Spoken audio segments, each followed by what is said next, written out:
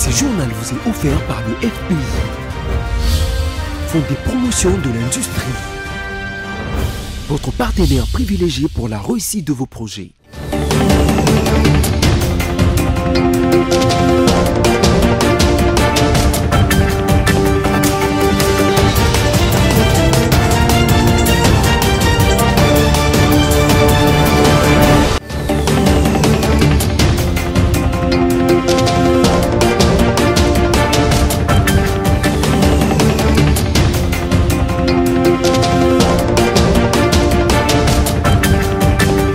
Vous informer, c'est notre devoir. Madame, monsieur, bonsoir et bienvenue à cette grande édition du journal sur BC Télévision.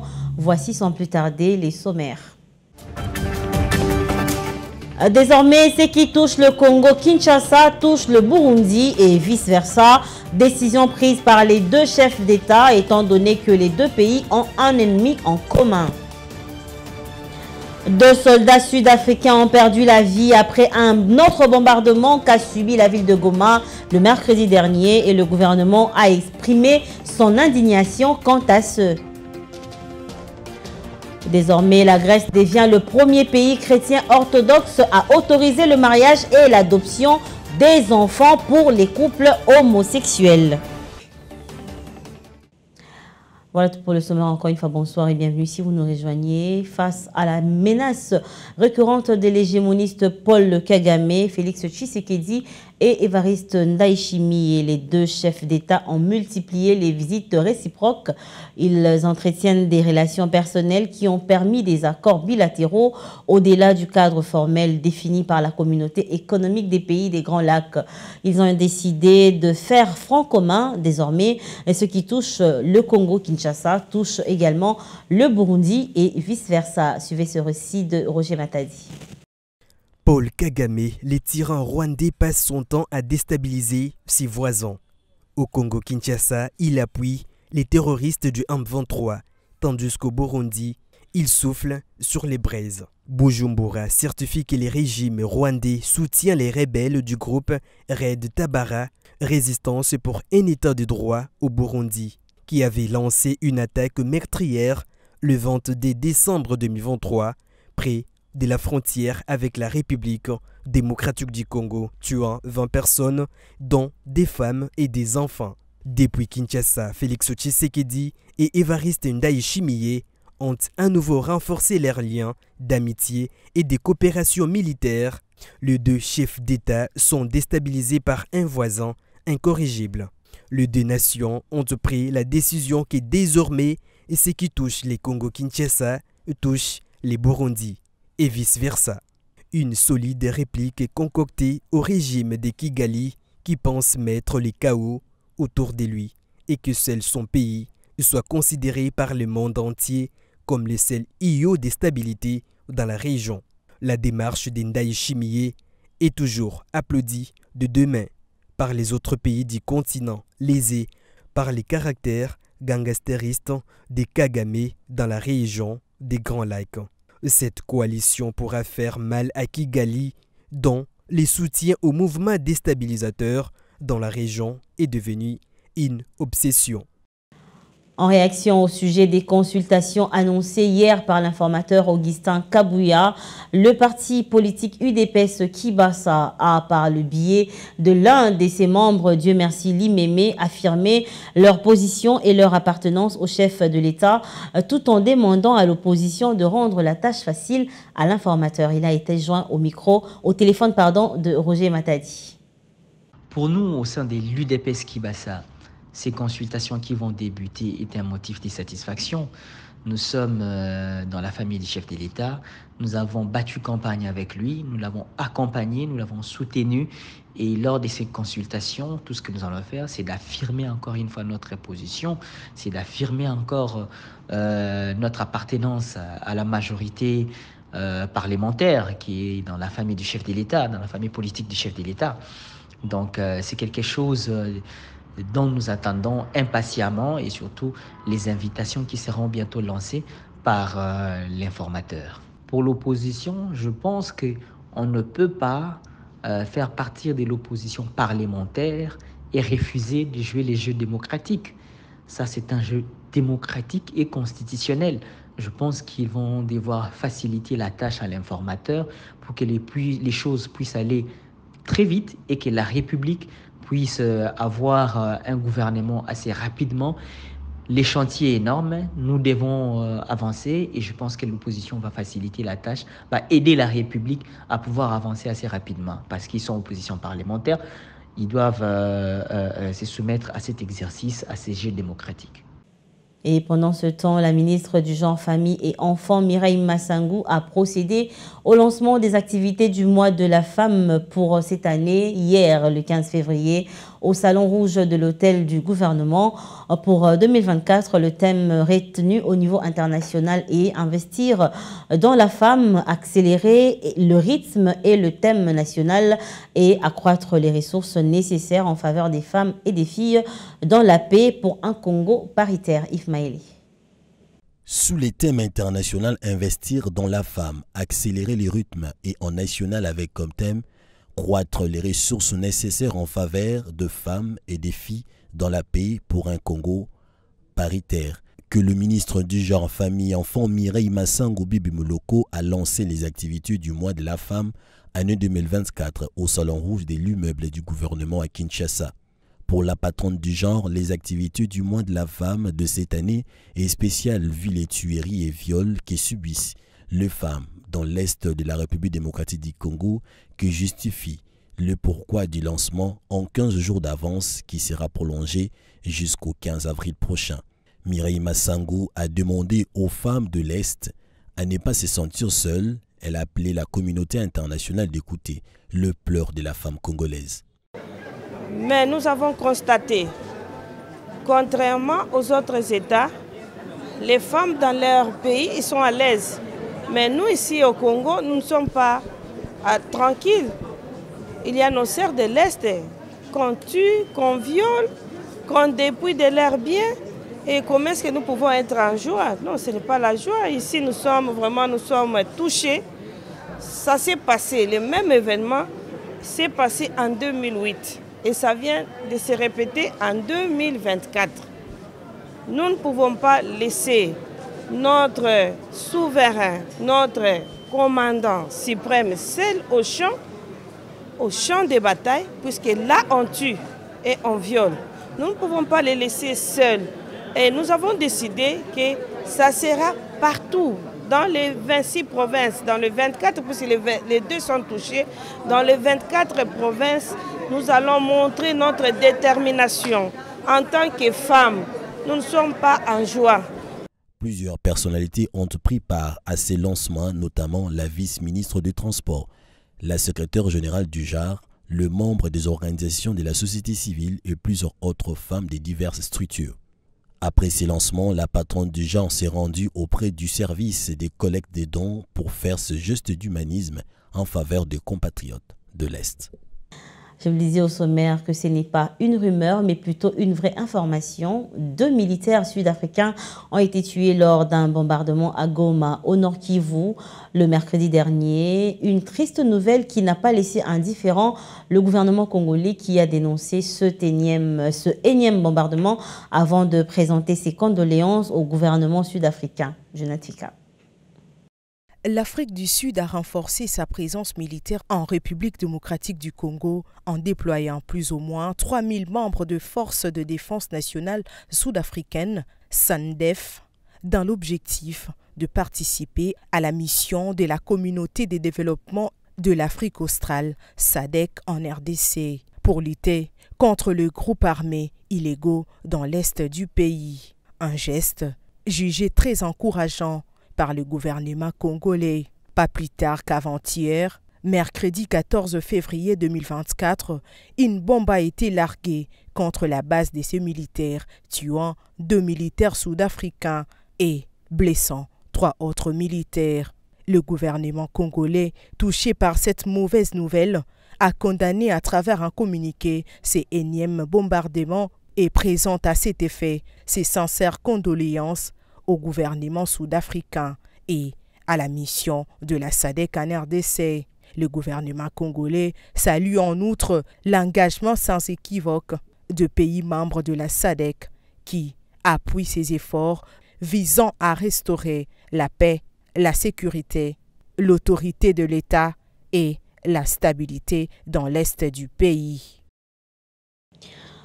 Et puis en Ituri, depuis quelques jours, les passagers de la compagnie aérienne CAA à destination de Kinshasa, Kisangani, Isiro, Goma et Lubumbashi sont bloqués à Bunia faute d'avion. Cette situation met en difficulté leur activité, mais beaucoup plus ceux qui ont des urgences médicales en dehors de Bunia. Les détails, c'est dans cet élément que je vous propose de suivre. Dans ce lot des passagers bloqués se trouvent des opérateurs économiques, des humanitaires et des particuliers qui se plaignent de cette situation étant donné que CAA est la seule compagnie qui relie la ville de Bunia à d'autres villes du pays, parmi elles Goma, Isiro et Kisangani. À en croire un passager, cette situation va impacter non seulement la ville de Bunia, mais également les autres endroits des environs suite à l'insécurité et le mauvais état de la route. D'autres sont contraints de passer par l'Ouganda, par le canal de la route ou la voie lacustre pour atteindre Goma dans l'espoir de trouver un avion pour poursuivre leur périple. Devant ce fait accompli, les voyageurs demandent au gouvernement de relancer d'urgence les vols de la compagnie nationale Congo Airways en Ituri et par la même occasion, ils leur demandent aussi d'encourager les opérateurs économiques de pouvoir s'investir dans le domaine de l'aviation et assouplir les droits et les taxes dans ce secteur. Pour rappel, c'est depuis lundi que le bureau de l'agence CAA est fermé à Bunia et tous les services suspendus, notamment la vente des billets et le transfert des colis et des courriers pour une durée de 3 semaines pour des raisons de contrôle technique des avions, a expliqué le bureau de CAA. En dehors de nos frontières, le Conseil constitutionnel a jugé jeudi que le texte de loi adopté par le Parlement pour reporter l'élection présidentielle au Sénégal viole la Constitution et doit être annulé. Les reports prévus du scrutin du 25 février au 15 décembre voté par l'Assemblée nationale a provoqué une onde de choc dans le pays et des violentes manifestations. Reportage de nos confrères de France 24. Regardez. Le Conseil constitutionnel du Sénégal invalide le report de la présidentielle au 15 décembre 2024, décision rendue ce jeudi, dont voici un extrait. La loi portant dérogation aux dispositions de l'article 31 de la Constitution, adoptée sous le numéro 4/2024 par l'Assemblée nationale en sa séance du 5 février 2024, est contraire à la Constitution. Selon le texte jugé inconstitutionnel, au lieu de se dérouler le 25 février prochain, les élections ont été décalées au 15 décembre et Macky Sall conservait son poste de président du Sénégal durant l'intervalle et jusqu'à la prise de fonction de son successeur. Annoncée le 3 février, à 3 semaines du scrutin en question, la décision a plongé le Sénégal dans une crise politique majeure. De nombreuses manifestations et grèves ont eu lieu à travers le pays, durant lesquelles 3 personnes sont mortes et plusieurs autres ont été arrêtées. Une contestation d'ampleur qui s'est fait entendre au-delà des frontières sénégalaises. D'importants partenaires internationaux ont exhorté Macky Sall à renoncer à son projet. Un peu plus tôt dans la journée de jeudi, plusieurs opposants ont été libérés. Et on va quitter le Sénégal pour la Grèce où le Parlement grec a adopté jeudi à une large majorité un projet de loi sur le mariage et l'adoption pour les couples de même sexe. Le pays devient le premier pays chrétien orthodoxe à donner ses droits, un tournant pour le Premier ministre conservateur Kyriakos qui a porté cette réforme. Presse internationale. Sous une pluie de confettis, ils sont nombreux devant le Parlement grec à laisser éclater leur joie, à fêter un jour historique. Hier soir, la Grèce a dit oui au mariage homosexuel et à l'adoption d'enfants par des couples de même sexe. On est vraiment très heureux de ce résultat. On l'attendait depuis très longtemps et finalement, l'amour gagne tout. C'est une décision extraordinaire de la part d'un gouvernement auquel personne ne s'attendait, mais qui a tenu ses promesses. Un texte approuvé par une large majorité de députés présents au Parlement à l'issue de 2 jours de débat. Une réforme sociétale majeure dont se félicite le Premier ministre de droite, Kyriakos Mitsotakis.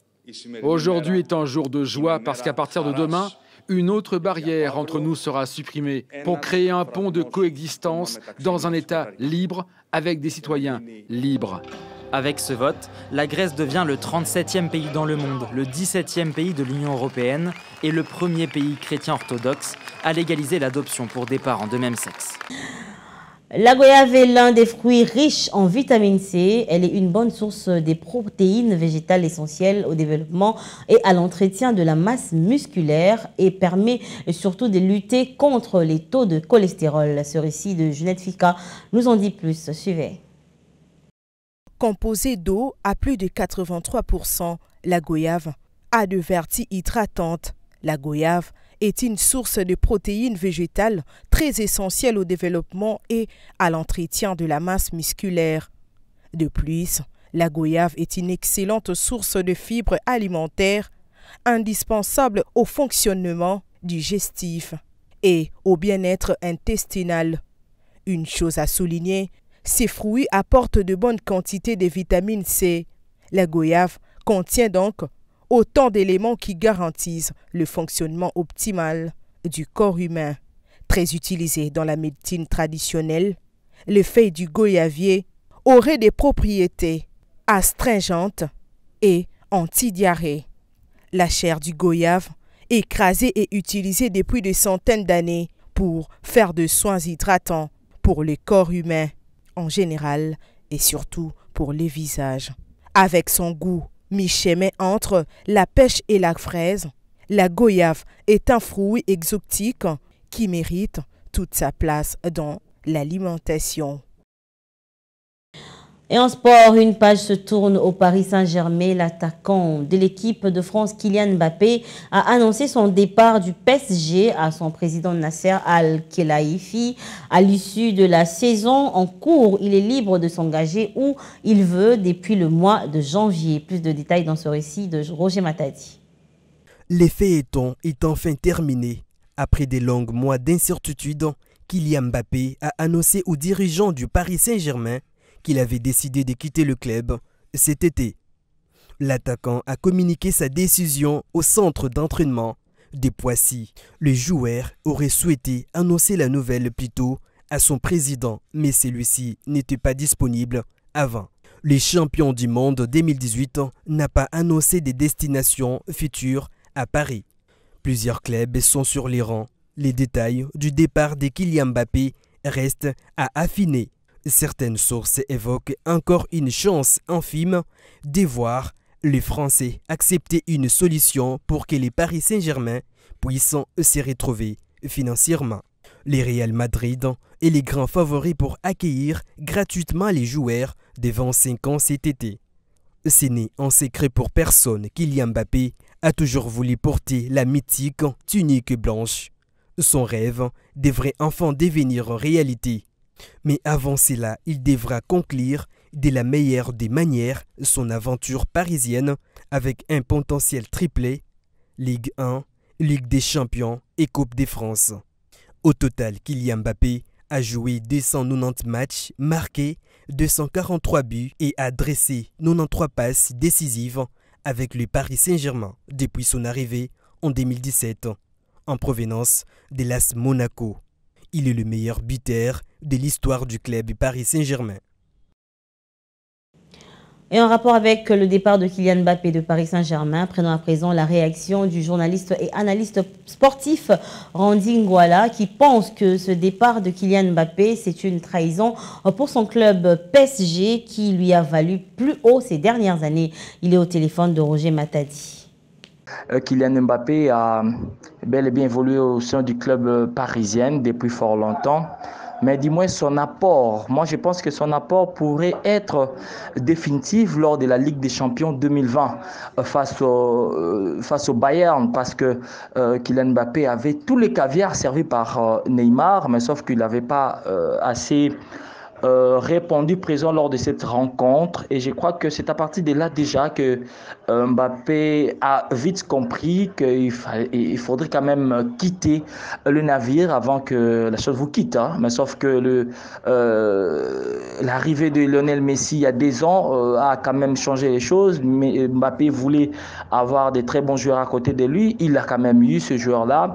Il avait Messi et Neymar à côté de lui, mais vous avez quand même vite compris, après 2 saisons, Mbappé avait changé encore une fois de plus son envie de quitter le club. Et on a quand même vu le départ de Messi et Neymar à cause de lui.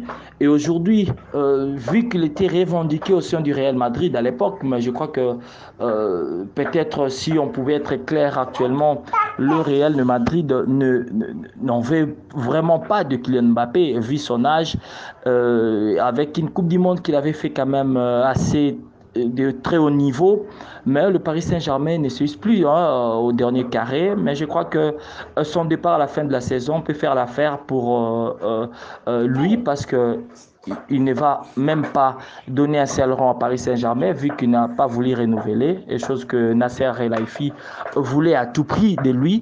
Mais moi, je crois que c'est une trahison pour Kylian Mbappé, c'est une trahison au sein de son club Paris Saint-Germain, qui lui a quand même valu plus haut ces dernières années. Mais je crois que son départ n'est pas tellement une fin du monde pour le Paris Saint-Germain, qui a connu quand même des très bons joueurs tels que de Ronaldinho, de Didier Okocha et consorts. Donc je crois que le départ de Mbappé ne peut rien changer aux figures du Paris Saint-Germain actuel. Cette journée est terminée. Prenons à présent le rappel des titres. Désormais, ce qui touche le Congo-Kinshasa touche le Burundi et vice-versa. Décision prise par les 2 chefs d'État étant donné que les 2 pays ont un ennemi en commun. 2 soldats sud-africains ont perdu la vie après un autre bombardement qu'a subi la ville de Goma le mercredi dernier et le gouvernement a exprimé son indignation quant à ce. Et enfin, désormais, la Grèce devient le premier pays chrétien orthodoxe à autoriser le mariage et l'adoption des enfants pour les couples homosexuels. Voilà tout pour ce soir, mesdames, messieurs. À vous, merci de nous avoir suivis. Restez branchés au programme de BC Télévision.